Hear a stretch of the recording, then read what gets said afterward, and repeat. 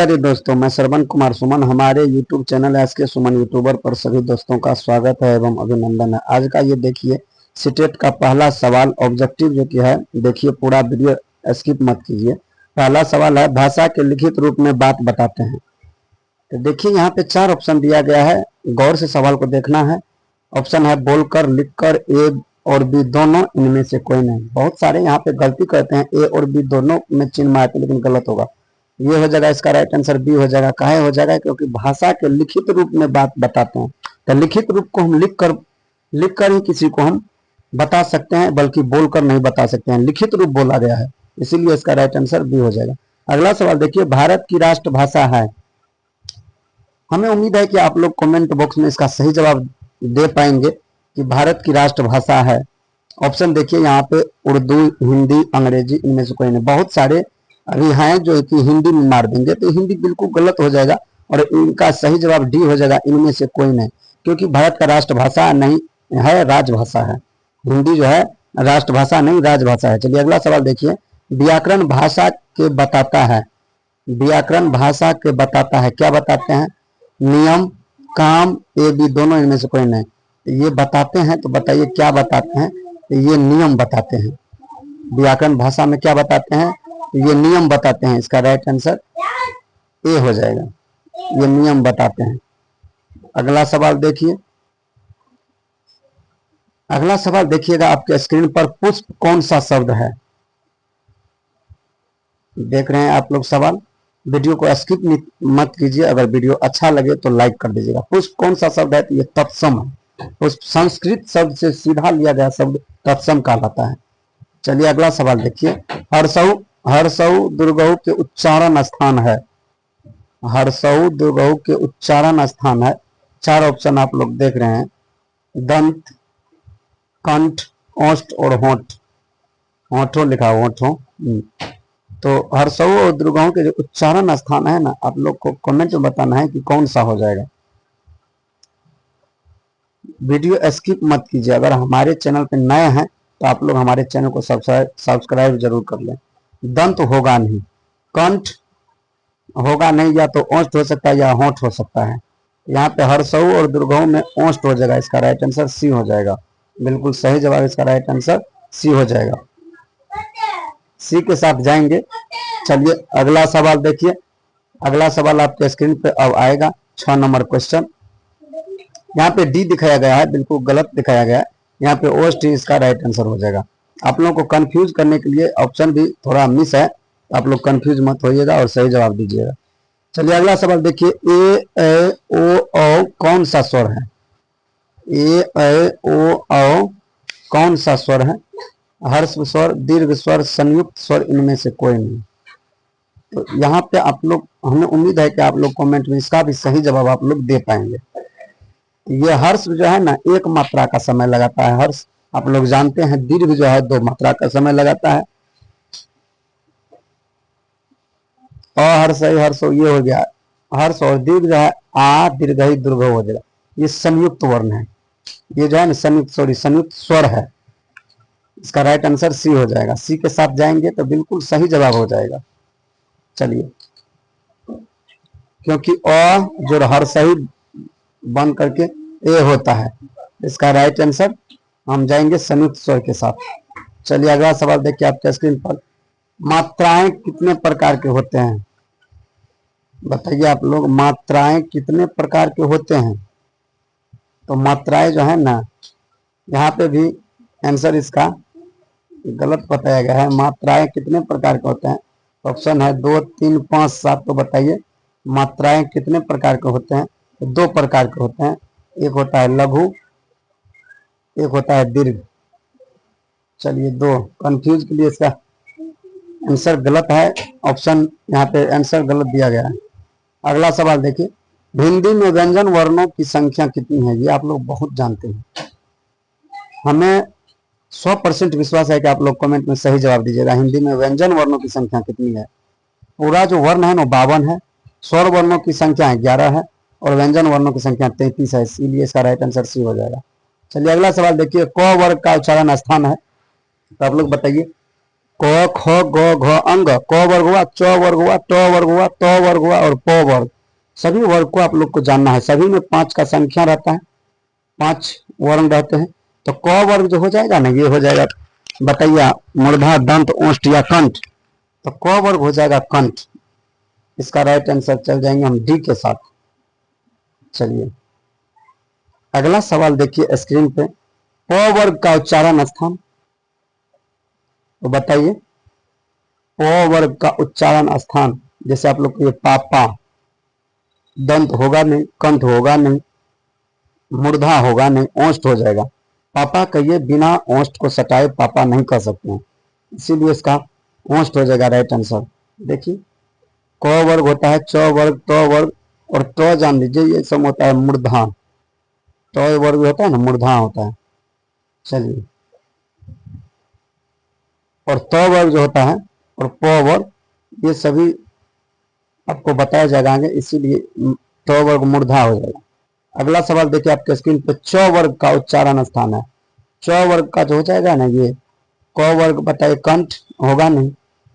चलिए अगला च वर्ग जो है ना और ट वर्ग, ये दोनों पूछ रहे हैं यहाँ पे। च, तो ये ट वर्ग में मूर्धा बताएं। चलिए तो बताइए, च वर्ग का उच्चारण हो जाएगा, ओष्ठ होगा नहीं, और च वर्ग का उच्चारण स्थान हो जाएगा तालु। इसका राइट आंसर ए के साथ जाएंगे। चलिए चौथा जो है ना, ये सभी तालु से बोला जाता है, इसीलिए तालु इसका राइट आंसर हो जाएगा, ए इसका राइट आंसर हो जाएगा।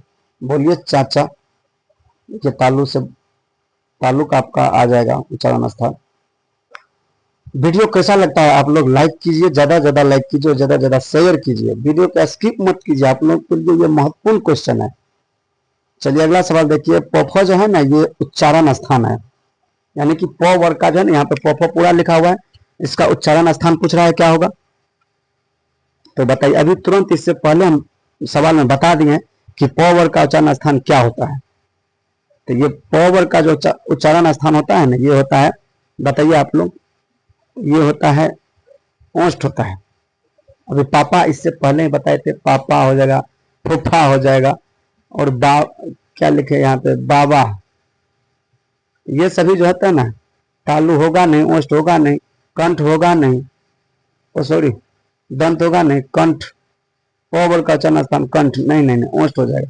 इसका राइट आंसर डी हो जाएगा। चलिए अगला सवाल देखना है, अंतस्थ व्यंजन कितने प्रकार के होते हैं। य, र, ल, व, ये है अंतस्थ व्यंजन, 4 प्रकार के होते हैं। चलिए अगला सवाल देखिए, इनमें से कौन सा शब्द संज्ञा से बना हुआ विशेषण है। बताइए, इनमें से कौन सा शब्द संज्ञा से बना हुआ विशेषण है। संज्ञा के इंग्लिश में नाउन कहते हैं और विशेषण के इंग्लिश में एडजेक्टिव कहते हैं। तो बताइए भाई कि नाउन से एडजेक्टिव कौन बना हुआ है। जाति नहीं होगा, कृपा नहीं होगा, नमक नहीं होगा, यहाँ पे कुलीन हो जाएगा इसका राइट आंसर। कुल से बना है कुलीन, तो राइट आंसर इसका ए हो जाएगा। बिल्कुल सही जवाब ए के साथ जाएंगे। अगला सवाल, इनमें से कौन सा शब्द संज्ञा से बना हुआ विशेषण है। फिर वही बात, जाति होगा नहीं, देखिए जापान होगा नहीं, तो ये पे गुण हो जाएगा, गुण का गुणी हो जाएगा। ठीक, यही है संज्ञा से बना हुआ विशेषण, गुणी। गुण से बना है गुणी। राइट आंसर बता दीजिए क्या होगा। तो इसका राइट आंसर बी हो जाएगा। बिल्कुल सही जवाब बी हो जाएगा। वीडियो कैसा लगता है आप लोग कमेंट में अपना राय जरूर शेयर करें। इनमें से कौन सा शब्द संज्ञा से बना हुआ विशेषण नहीं है। अब की बार बता रहा है, संज्ञा से बना हुआ विशेषण है जो नहीं है उसको बताना है कि कौन सा नहीं है। यहाँ पे दिखाया गया था है, और यहाँ पे पूछा गया है कौन नहीं है। इसको आपको चुनना है कि इनमें से कौन सा शब्द संज्ञा से बना हुआ विशेषण नहीं है। नमकीन होगा नहीं, नमकीन तो नमक से बना हुआ है। दयालु होगा नहीं। धनवान, देख लीजिए धनवान, धनवान भी नहीं हो सकता है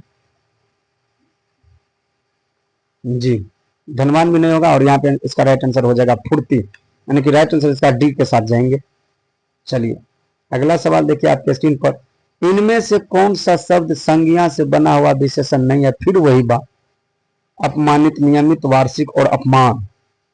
अपमानित तो अपमान से बना है, नियमित तो नियम से बना है, लेकिन अपमान जो है ना ये नहीं बना हुआ है। अपमान शब्द नहीं बना हुआ है संज्ञा से विशेषण। राइट आंसर इसका डी के साथ जाएंगे।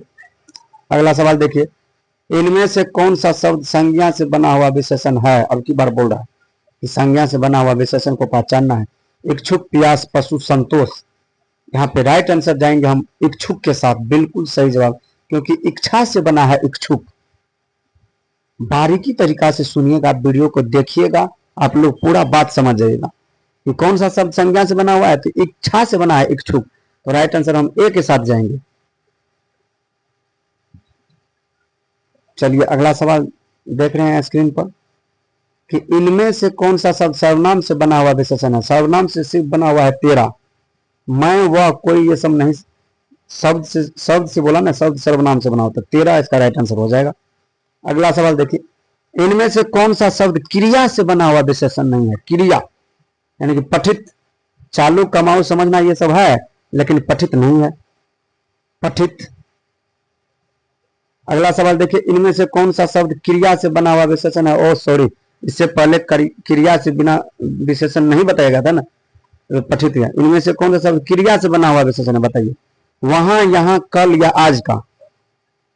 वहां, यहां, कल ये नहीं होगा, इसका राइट आंसर हो जाएगा आज का।